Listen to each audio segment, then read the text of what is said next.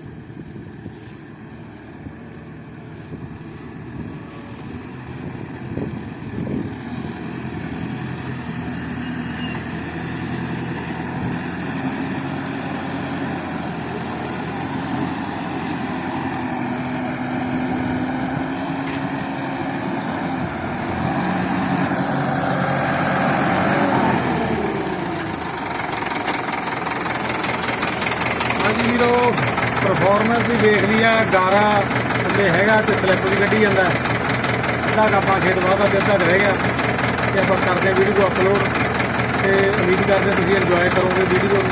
ਵਾਹਿਗੁਰੂ ਜੀ ਦਾ ਖਾਲਸਾ ਤੇ ਵਾਹਿਗੁਰੂ ਜੀ ਕੀ ਫਤਿਹ।